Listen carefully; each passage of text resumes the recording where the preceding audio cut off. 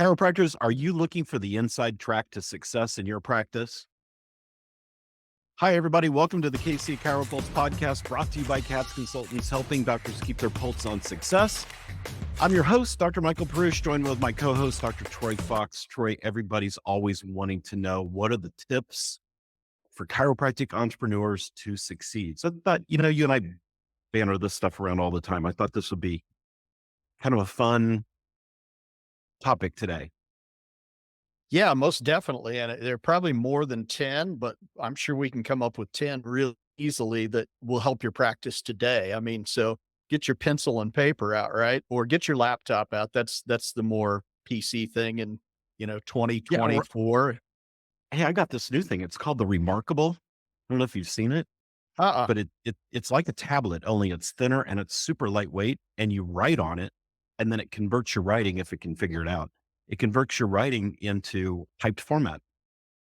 Well, there you go. Yeah, it's That's kind of where, cool. It's kind of cool. yeah. So there's one tip: get organized. You know, Oh, yeah. part of success is getting organized. If you're not organized, and docs, when I say get organized, usually we're so busy you can't stay well organized all by yourself. It Mhm. requires help. So make sure you've got somebody helping you. I can say always got somebody in the background helping me with my calendar, for example, just making sure that all my events and everything get on my calendar. And then they help me know when I'm supposed to do this or do that.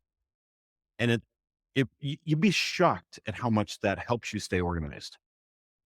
Well, it keeps you from being double booked with outside commitments because there are times when people come to you and ask you to be a speaker, maybe, or maybe you're supposed to record a podcast like we do, but we have an open time set up for that. But a lot of times, if I do my own booking, I will end up double booking myself because I don't look closely enough. I'm in a hurry and I'll just go, yeah, I can do that. And I will overextend myself. So having I do staff that all the help time. you. Yeah. Yeah, I It's, do. it's, In fact, I've just gotten in the habit, and you probably do the same thing. I've just gotten in the habit of saying, you know what? If it comes to scheduling, you can jump on my calendar. Best thing to do is talk to Marissa. I don't manage the schedule. Yes, that's exactly right. And I think that is with any busy chiropractic office as well, is a really good rule to follow. Unless you're the only one there by yourself. If you have staff, they have moments in between at times when you're with a patient that they have time to look over your schedule and see what's going to fit best. Sometimes staff will come back to me and say, "Hey, here's 2 or 3 options for you." So, I think that's important to stay organized. Just, that the outside stuff, obviously stay organized with your patients as well. But on the outside stuff, I think it makes you look very professional when you don't have to call somebody back and tell them, "Hey, I screwed up. I told you I could do this. And yeah, I'm already booked with something else." So Exactly. And you just made me think of another tip here. And that is, when staying organized with patients, make sure you're keeping up on your patient records. I know mhm. EHR takes a lot of time and things, but keeping up on those records as best and quickly as you can is going to keep you from getting buried and feeling overburdened by the amount of paperwork. Yeah, that's for sure. It's one of those things that at the end of every day, it's not very fun to look back and go, okay, I've got one patient record open because there were some notes that I still needed to add into it. You can either walk away and then you got a problem. Now you got an open note that's going to be there the next day, and the next day, and then you're going to forget about it. And then you're going to have an open note, which is not good. Or Right. you sit there and take the few minutes that it takes while you're still fresh to finish it. And that brings us into point number 3. Here is point number 3. Be ready when you go in with patients. In other words, don't be that guy or gal that comes flying into the parking lot 3 minutes before your first patient, jumps out of the vehicle, dragging half your stuff behind you, running inside in a huff to see that first patient, and you run in the room and you're not even remotely mentally there. Get yourself ready. What I say every morning to myself is I want to be 110% focused. I want to be ready for every patient that comes through my door. So I have the energy to give to those patients. And it's a really simple statement to myself, but I tell myself that, and I will tell you that over time, what that has done has caused me to have an extreme amount of calm and peace when I walk into the building in the morning. I make sure that I'm there in enough time. And when I say enough time, I mean, if I'm there 15 minutes before patients on a lot of days, it gives me enough time to actually sit down, take a couple deep breaths, check my adjusting, make sure my work area is ready to go. I mean, who doesn't like to have their work area ready? I don't care what kind of Right. job you Right. do. But that is what I do. I make sure that I'm ready. And if I have a patient that has a special need that maybe I haven't done, what if I'm kinesiotaping somebody?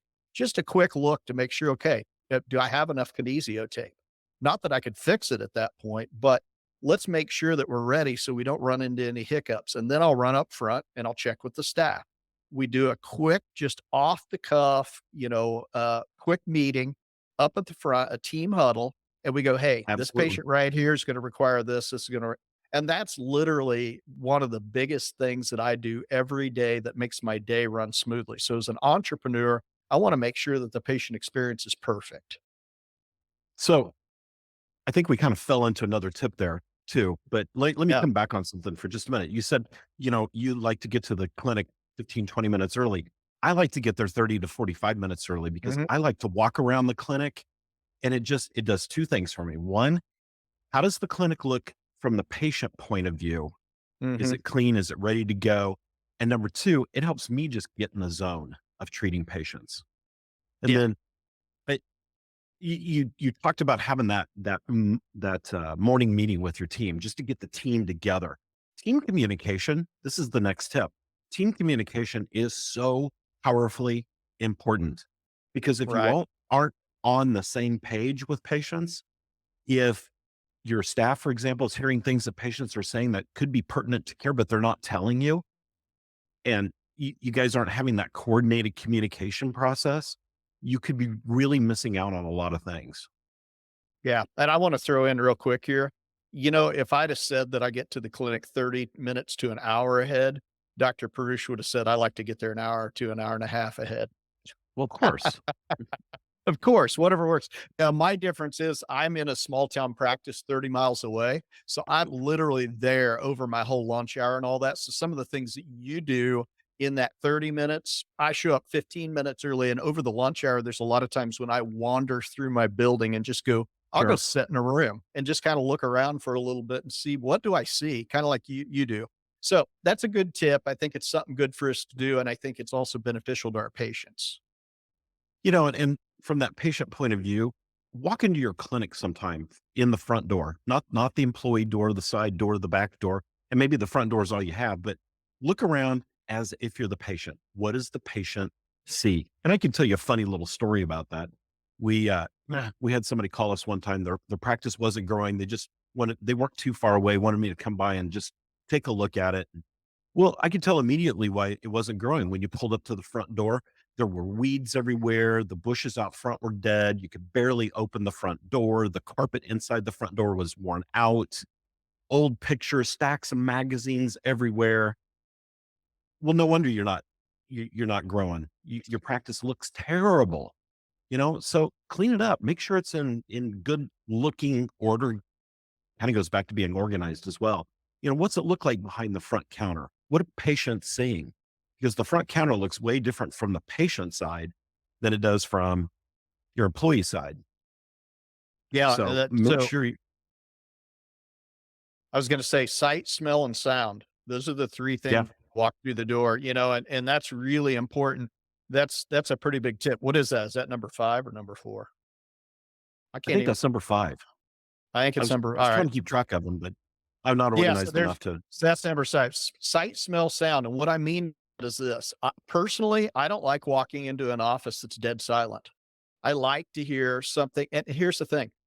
You can play whatever you want. I don't really care. You can play hard rock if you want to. I don't think that's probably Yep. appropriate in your office. You can play K-Love. Most people know what K-Love is. It's, uplifting Christian music. You can Yep. play jazz music. Here's what I would say. I would play something that makes your office sound more sophisticated. In other words, Yep. K-Love is a great station, or maybe some upbeat jazz music or piano music. It makes you look more and sound more sophisticated than you are. And on the smell, you don't have to have it throughout the office, but I'll tell you what, a diffuser with a little essential oils at the front desk makes a huge difference. People walk into my office and go, it smells like a spa in here. And so it's a little tiny thing that we do every day that reaps huge benefit, especially with our female patients. Our males, our working guys, they probably aren't super impressed with the essential oils, but our ladies that come in are like, my gosh, is that lavender? Yes, it's a very relaxing lavender. We like to talk about it. And I think it really shows the patient that we're trying to upgrade the experience. And now here's a word from our sponsor, ChiroHealth USA. So we all feel it. Rent or dining out, gasoline or movies. As a matter of fact, the dollar is not going as far for a whole host of reasons. And it's impacting everybody regardless of your financial situation. Did you know that 38% of the overall population is having to reconsider how they're spending their money just to afford the health care they need? And if you break it down further, 26% have actually delayed the health care that they need, including going to see you, the chiropractor. So here's what we need to know about the breakdown in demographics. You would think that someone who's making $120,000 or more would be continuing their care right now. But the actual number is 18%. 18% of that group is actually putting off healthcare. And that's a group of people making six figures. When you take that same information all the way down to a group making 40,000, that number's much higher. It's closer to 40%. So it's never been more important than now to make sure you've made it easy for your patients to come see you, that you have choices for them, and you understand what they're going through at home. We want to make sure your practice thrives during this time, and we encourage you to learn about what ChiroHealth USA can do for you and your practice, and making it easy for patients to see you and continue care.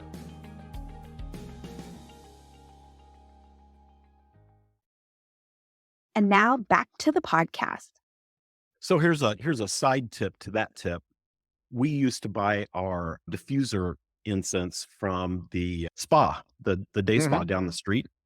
Yeah. They mixed their own. It smelled awesome. And so everybody coming in that was also a client at the day spa, they would smell that same smell in our office and they would recognize it. And it was just instant relaxation for everybody. So yes, highly recommend that. Put a couple around the office. It's okay to let your office actually smell good sometimes. Yeah, I have one in my adjusting room too, but my point was at least put one at the front desk. But yeah, we put the same, we put the same scent throughout the office. So we're not mixing it up and it doesn't smell different everywhere. We use the same scent on the set. Here's another tip. Make sure you look professional. Now, I'm never going to tell you how to dress. I'm just going to tell you how to look. I don't care if you're wearing a polo or shirt and tie or scrubs. I wear scrubs. Troy, I know you wear scrubs. Yep, there you go. But make sure you and your staff look professional. Your patients coming in have a picture in their mind, especially your new patients, have a picture in their mind of what a doctor and their staff should look like. Make sure that you're meeting that look. Otherwise, they come in and they don't know if you're the doctor or if you're the janitor. So make sure that you look professional. Here's another thought on that same subject. When you look professional, especially if you're carrying your logo around with you everywhere, take your staff out to lunch once in a while, maybe once a month or something, and let the community see you and your staff with your logo scrubs on or your logo polo shirts or whatever they might be, so that they see you out in the community. It's a great way to help build your brand image. Mm-hmm. So I can think of so many tips, but here's another one that I think is really important. We talked about staff communication, but your patient communication is important. Make sure you're speaking to patients on a level that they understand what you're talking about. We don't need to tell them the difference between spondylolysis and a spondylolisthesis necessary unless that's pertinent to their case, but make sure that they understand in basic terms what their care is about, how chiropractic can help them. Make sure you tell them your expectations for care and how often you expect them to be coming in. Make sure your staff is having that same conversation with them. And then make sure you're helping them understand as you progress through care, how well are they doing? And with that said, you're the doctor. Listen, I know some of you go, well, I don't like to do that. I'll just tell the patient they can come back whenever they want to.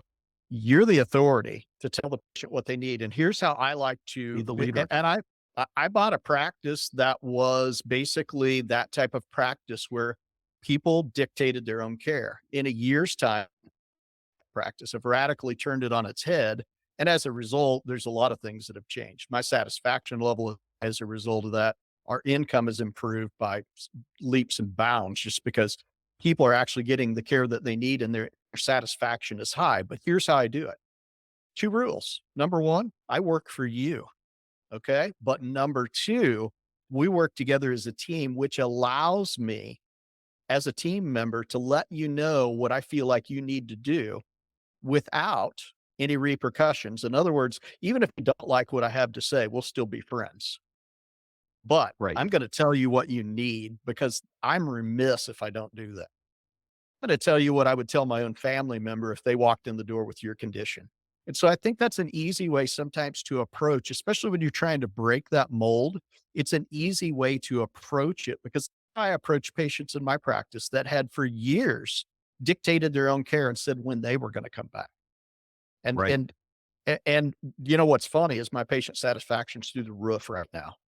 And it's through the roof because folks are getting the care that they need. So don't be surprised if you make a change that it's not easier on you too, because you're not always dealing with acute care crisis situations either. And I love Right. Yeah, that's absolutely true. And I think, drum roll, please, but I think this is tip number 10. Watch your finances. Keep Oh control over gosh, yeah. your finances in your practice. The quickest way to have a not profitable business is to not watch your finances. So make sure that you're watching them and not spending money that you don't have. And I don't mean Yeah. that month once in a while that you might have where your cash flow is just a little short and you might dip into a line of credit or something for just a minute, knowing that you're going to pay it right back in the next month or two. I'm not talking about that. I'm talking about wild spending on advertising and buying equipment and things when you don't have the money. Buy No. things only when you have the money and make sure that there's going to be a good positive return on the investment when you spend it. And make sure as well that you're not scrimping either. In other words, I've walked into practices where we're talking about buying a new $100,000 piece of equipment, which seems, unless your patient flow dictates it, and some of you do, but if you're seeing 15 patients a day and we're talking about a $100,000 piece of equipment, my immediate answer, probably before I even look at your finances, is probably you can't afford it at this point. But here's the problem we run into. I walk into your practice and what I see, adjusting tables with rips and tears in them, they look horrible. I mean, if you walk in and actually see it from a patient standpoint, it looks like a nuclear bomb went off on your table. Get Oh, it's those terrible. tables recovered. Yeah, it's several $100s. Those are the expensive that you really must spend because it goes back to some of the other tips that we gave you. Make sure that your rooms look clean, that they're painted. Those are the things that you spend money on initially. Once that's in place and you start to generate income, you start to generate a following, then you can introduce a new technique that maybe takes a little bit more risk financially for you to place. Because I'm not saying this $90,000 piece of equipment is bad. It's probably a really great piece of equipment for $90K, but is it something you can support? So we don't want you to sink your ship when you're really what you're doing. You're reaching out, trying to figure out how do I grow my practice? How do I increase patient satisfaction? Well, you can do that very simply a lot of times by recovering a table, putting a coat of paint, some essential oils out there, maybe putting some jazz music on the radio. There's some simple things. Maybe go through your waiting room and do a couple of small upgrades. I went to a consignment store, folks. I went to a consignment store in Wichita, Kansas, and bought most of my furniture for my waiting room. My patients love it. They think it looks like a homey living room with a little $200 fireplace hanging on the wall. And I we love it. fire it up. When it's cold outside, we fire it up. Like today, we had it fired up. Patients love in there by the fireplace until it's their time to come back and see me. They feel like Sure. they're sitting in a living room and it's all groovy. It looks like 1970s because I got kind of but those are things that you can do that don't cost a ton of money that really give a one-up upgrade to your office. Yeah, and you mentioned tables that have rips and tears and things in them, and replacing the vinyl on it. Sometimes the vinyl can be repaired, and you don't even notice it, depending on the color of your tables. I know we would do this all the time. We'd get little punctures or something. We had a guy basically on speed dial that would run over to the office at lunchtime and he'd patch the table up. It'd be like brand new. So, Yeah. there are some great things that you can do for your practice to make it successful. So you don't have to spend tons of money. You don't have to go crazy with it. It's the little things that matter. So Yeah. I think that's our 10 list, if you will. So Yeah. go check us out at catsconsultants.com, see what we're doing for doctors, download some of our free resources, subscribe to the podcast. And above all, I'd like to thank our sponsor, Chiro Health USA, tagging with us and being a part of our crazy podcast every week. So appreciate everybody listening, tuning in every week to the KC CHIROpulse Podcast, and we will see you next time. See y'all later.